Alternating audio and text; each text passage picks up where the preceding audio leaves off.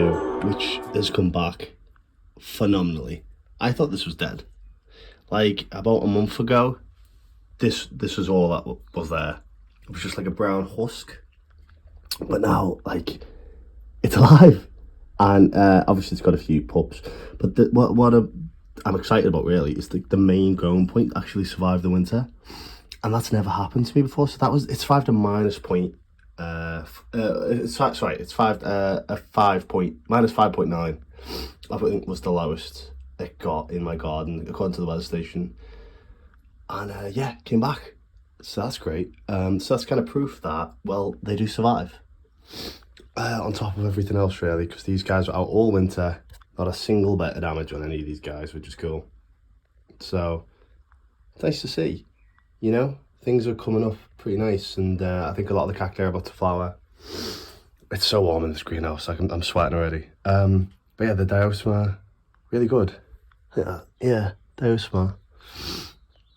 I like this. You don't really see this that often in British gardens, so it's nice that we have a flowering specimen in my greenhouse. Yeah, it doesn't last long. I don't think it has a particularly long flowering time, but for the short period it does flower, pretty nice. But yeah, I'm thinking of getting something for here. I had an idea of having Spanish moss round as well. Like, I've just hydrated this lot here. Only cheap. I've never really grown them, ever. So it's a bit of an experiment to see if they survive the greenhouse. But they seem to be doing fine. Yeah, and I love seeing the new, the growing tips and the Norfolk pine. Araucaria heterophylla. It's nice seeing that this time of year. Again, survived outside in winter.